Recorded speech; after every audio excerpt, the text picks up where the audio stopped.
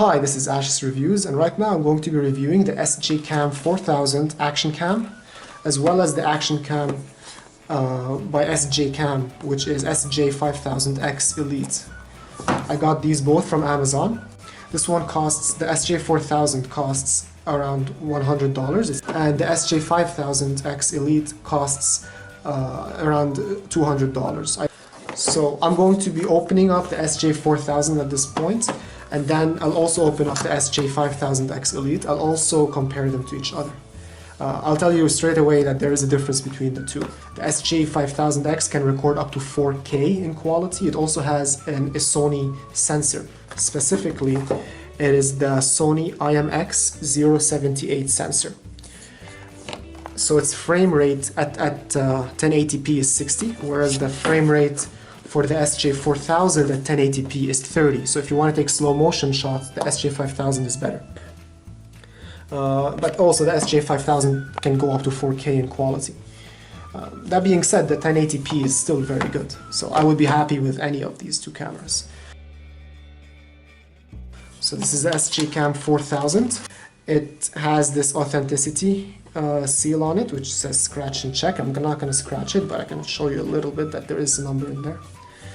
It also has an app that you could download to your phone for free for Android and for iOS, and there are the two links over here that you could scan with your phone.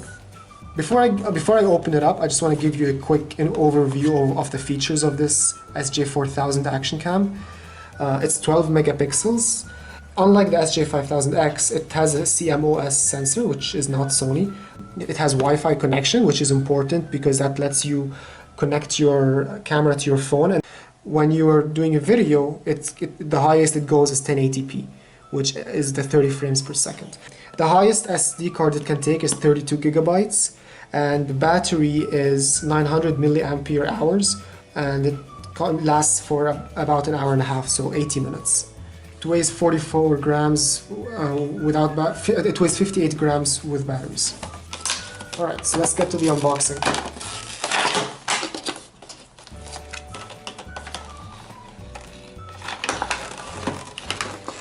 So the box that it came in is solid, by the way, so that's good.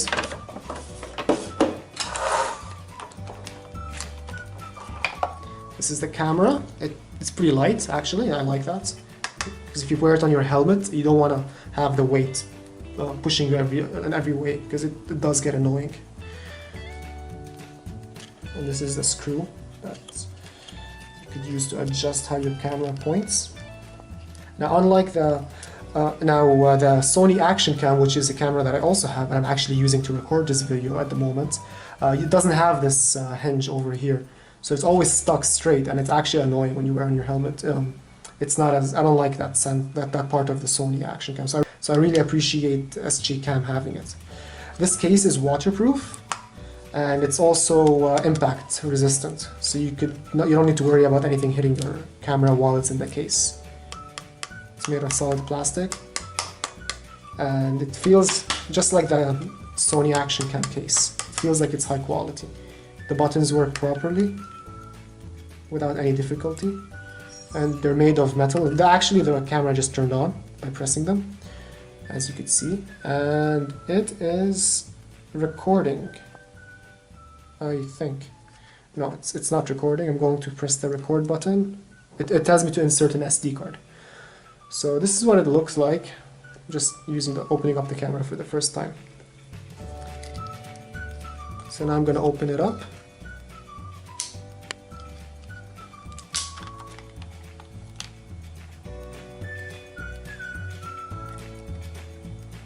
Alright.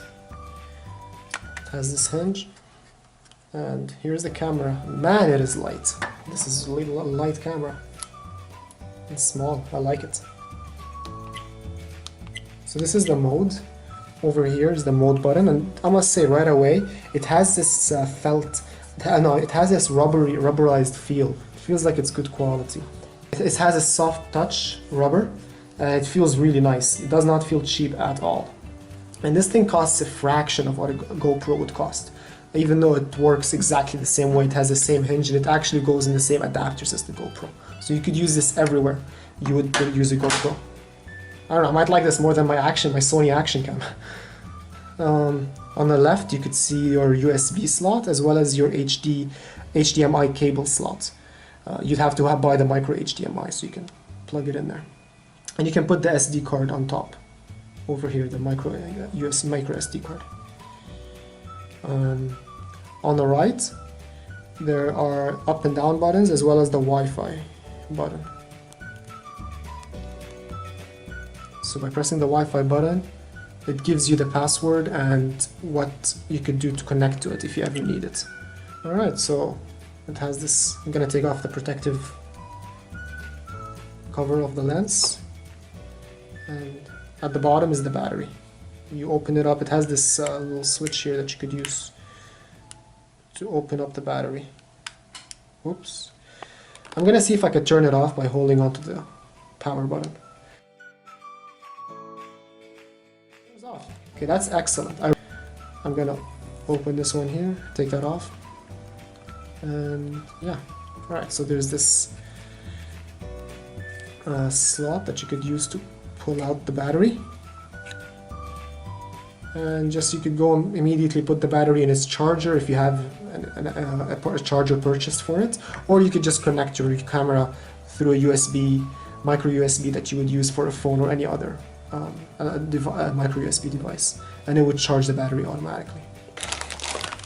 It comes with a number of extensions, which is really nice. Let's open this one up.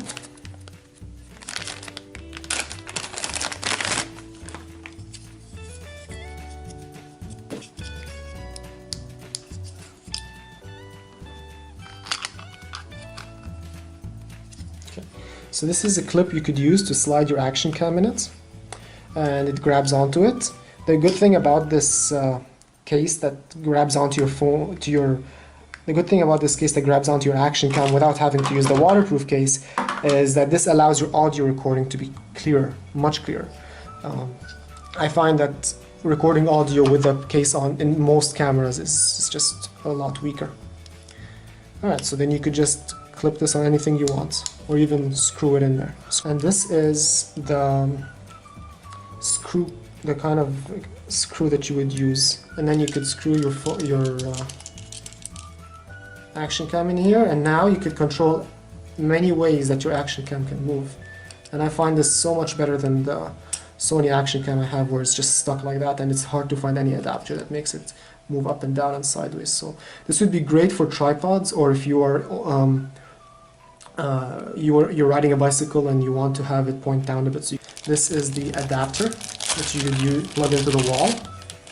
It has the USB socket here, and this is the USB cable that goes in this socket, and it ends with a micro USB that you could connect to charge your camera. And here's another hinge as well. I won't demonstrate it because there's a lot, but I'll leave it to your imagination. It's a similar one for different applications. This thing comes with a lot of adapters, so I cannot review them all in a short video.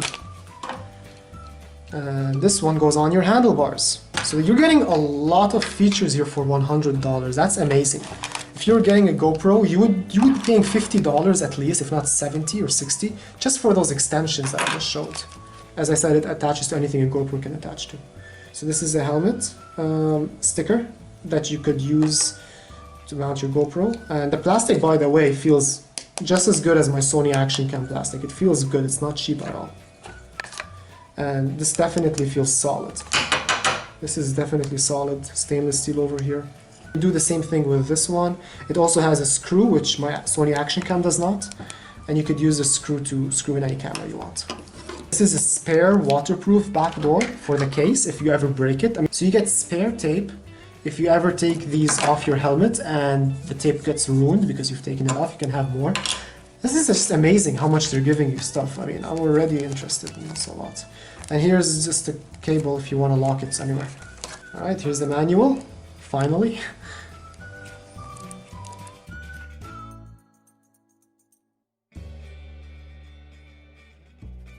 Here's the camera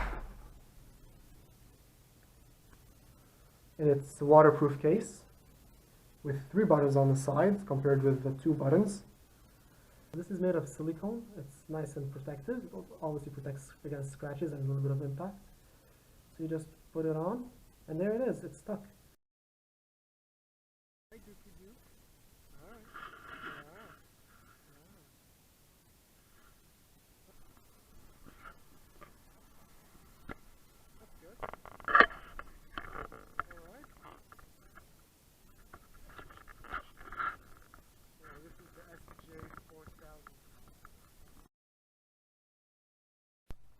Alright, this is the SJCAM 5000 Elite X. Testing the audio. Testing 1, 2, 3. Testing. Testing 1, 2, 3. Testing. Alright, so right now I'm testing the SJCAM 5000 Elite X. The gyro stability mode is on as well, so it's stabilizing the video.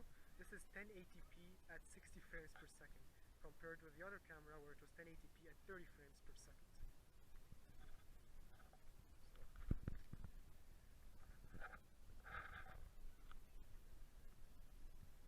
What is nippin' dookie dook? Slow down! So right now I'm carrying the camera in my hands. It's not attached to anything, so that might also be why it's shaking a lot. Good boy. Hey buddy. Look, sit. Sit. Good boy. Good boy. Good dude. Okay. I know, yeah, I was thinking the same thing. Right now I am recording with the Sony Action Cam. It is a Sony Action Cam AS15, and I'm gonna see how it compares with the other SJCAMs, the SJCAM 4000 and the SJCAM 5000. Again, one of the reasons why I'm talking right now is because I also want to compare the audio quality. And it's recording at 1080p. And 1080p at 30 frames per second.